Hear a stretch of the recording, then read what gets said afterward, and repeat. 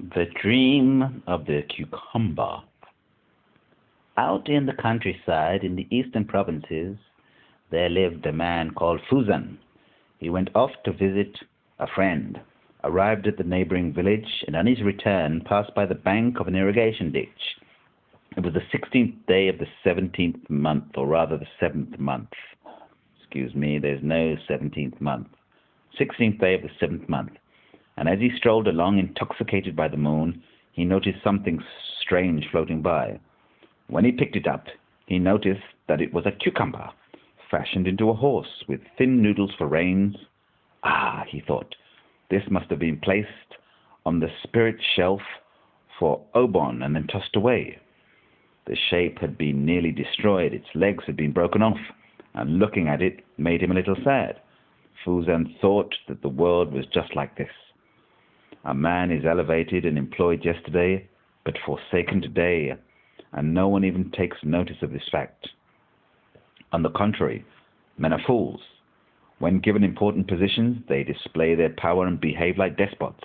When abandoned, they are angry and spiteful, and, all alone, are consumed with envy. So, although this horse had just served someone's whim, Fuzan said, "Am I a man without feelings?" He then picked it up with him and returned home. He then wrote the following down on its belly.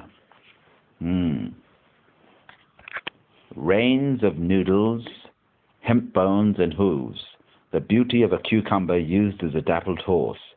Yesterday you climbed a lotus leaf as a spirit's mount. Today you are set adrift down a muddy ditch. Again we'll make a memorial to pray for the departed. They made you into a fine shape, used you once as a splendid horse, then finding you unworthy, soon threw you away. Sprouting leaves in the deep forests, bearing nuts and berries in out-of-the-way places. Can anyone grasp or understand this? What a disgrace. No one gets it at all. Instead, sending vines into gardens and fields, they show off their wit and bring about matters of great concern. This is not the fault of heaven or man. They receive a bit in their mouths of their own accord. What was first joy is later distress. What started as fat, finished as thin. Think for a moment about rise and decline. Alone, you'll shed tears of grief. When he finished this, are you listening, dummies? When he finished writing this, he used the cucumber as a pillow and went to sleep. Later that night, the cucumber stood up and remarked, "Everything you said is just the world's vulgar understanding of fame and profit. As for me, I'm born in the midst of creation and metamorphosis, and play in the midst of them as well. I'm not like you people with your stale Confucian thinking. Look, heaven gives birth to things and gives them each their various shapes and various functions. With a tree you can make a house or fashion utensils. With bamboo you can put together drain boards or make baskets.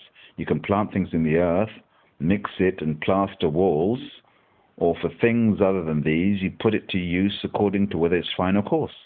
From the very beginning, I am not something praised by a man as being elegant or rare, neither am I something that would be stored away and highly valued by the world.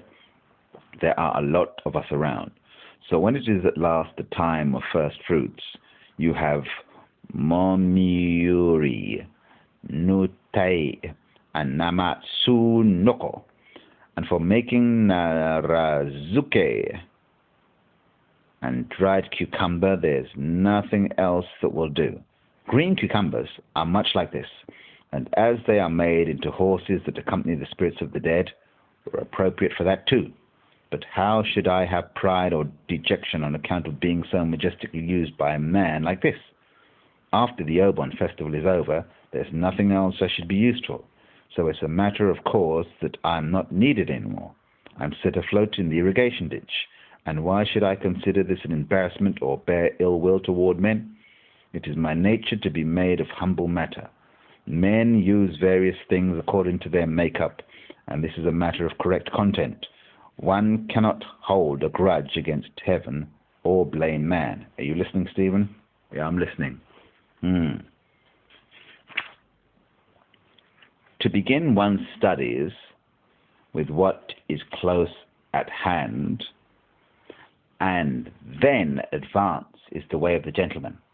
It is my heaven-given nature to be born in a vegetable field.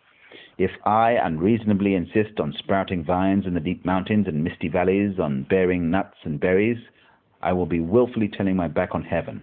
But to make one's position replete through willfulness or even willfulness is not the way of the gentleman. Now you consider yourself as having genius of your own accord. You're arrogant to those around you, and you see yourself as the measure of what's right and others as the measure of what's wrong. In the end, you don't know how to pass time with the creator of all things. You're really a man of small caliber. Are you listening, Stephen? I'm listening. If people like you are mistakenly put in charge of the country, they will use their own personal knowledge and clever wits, give no thought to people's dispositions, promulgate various laws, exasperate others, exhaust the people, and the end will be nothing but confusion. That you are now of low status and in a humble place is your great good fortune. Leave off this stuff and get on with your studies. Life and death, good and bad fortune, are matters of fate. How can you escape from what creation and metamorphosis have wrought by means of your own clever wit? Let me read that again. How can you escape from what creation and metamorphosis have wrought by means of your own clever wit? Just don't bring damage onto yourself by means of existence, or be proud by measuring yourself against it. Comply with the inevitable and know what is enough. So saith. Let's have a look at this.